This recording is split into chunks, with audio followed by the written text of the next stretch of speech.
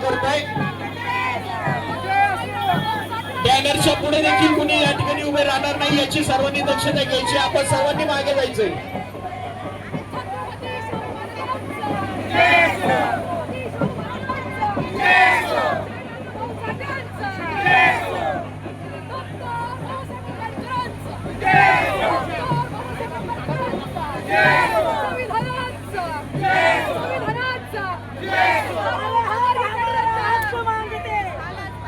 बॅनरच्या पुढे कुणीही जाणार नाही याची सर्वांनी नोंद घ्यायची। आपण सर्वजण बॅनरच्या मागे जायचे। बॅनरच्या मागे महाराष्ट्रभरात उपवर्गीकरणाविरोधात आंदोलने पेटलेली असताना सरकार अजूनही जागेवर येत नाही। लोकभावना आणि संताप लक्षात न घेणे अत्यंत दुर्दैवी आहे। मुख्यमंत्र्यांनी ही जबरदस्ती थांबून पदर समितीचा अहवाल तात्काळ रद्द करावा, तसेच शासनाने तातडीने योग्य पावले न उचलल्यास हे आंदोलन अधिक व्यापक केले जाईल। डिसेंबर महिन्यापर्यंत राज्यातील प्रत्येक जिल्ह्यात व तालुक्यात असे भव्य मोर्चे काढले जातील आणि त्यानंतर संपूर्ण ताकदीने विधानसभेला घेराव घातला जाईल, असा इशारा रिपब्लिकन सेनेचे अध्यक्ष आनंदराज आंबेडकर यांनी दिलाय। अनुसूचित जातीच्या आरक्षणातील उपवर्गीकरण अ, ब, क, ड विरोधात आज पुण्यात रिपब्लिकन सेनेचे अध्यक्ष आनंदराज आंबेडकर यांच्या नेतृत्वाखाली जुना बाजार ते जिल्हाधिकारी कार्यालयापर्यंत मोर्चा काढण्यात आला।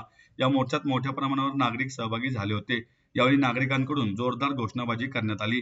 आंबेडकर म्हणाले की उपवर्गीकरणाच्या निर्णयाविरोधात परभणी, लातूर, जालन्यापासून धाराशिव, बीड आणि सोलापूर पर्यंत संपूर्ण राज्यात ठिकठिकाणी प्रचंड मोर्चे आणि जनआक्रोश आंदोलने काढण्यात येत आहेत। आंबेडकरी समाज आणि विविध सामाजिक संघटनांनी या निर्णयाविरोधात वज्रमूठ उभारली आहे। राज्य सरकारने अनुसूचित जातींच्या आरक्षणात उपवर्गीकरण करण्याचा चालवलेला प्रयत्न आणि त्या संदर्भातील न्यायमूर्ती अनंत पदर समितीचा अहवाल तात्काळ रद्द करावा या मागणीसाठी संपूर्ण महाराष्ट्रात आंदोलनाचा भडका उडाला आहे। सरकारने हा अहवाल रद्द न केल्यास आगामी काळात आंदोलन अधिक तीव्र करून विधानसभेला घेराव घातला जाईल, असा इशारा यावेळी त्यांनी दिलाय। खरं म्हणजे संपूर्ण महाराष्ट्रभर हे उपवर्गीकरण विरोधी आंदोलन पेटलेलं आहे। आतापर्यंत परभणी असेल, लातूर असेल, जालना असेल, धाराशिव असेल, बीड असेल, सोलापूर असेल, अनेक ठिकाणी प्रचंड असे मोर्चे निघालेले आहेत आणि तरी सरकार अजून जागेवर येत नाहीत। ध्यानावर हे मोर्चांचं लोकांच्या लोकभावना लक्षात घेत नाही। हे खरं म्हणजे दुर्दैव आहे। सरकारने याच्यावरती ताबडतोब आणि खास करून मुख्यमंत्र्यांनी हे उपवर्गीकरण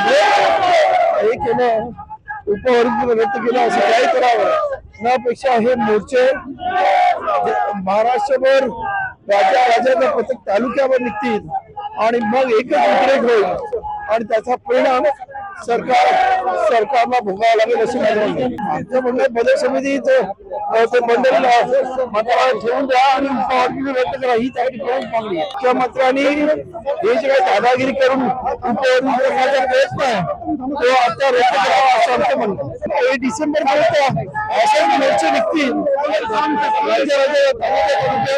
आणि त्यानंतर विधानसभेला घेराव घालणार आहे।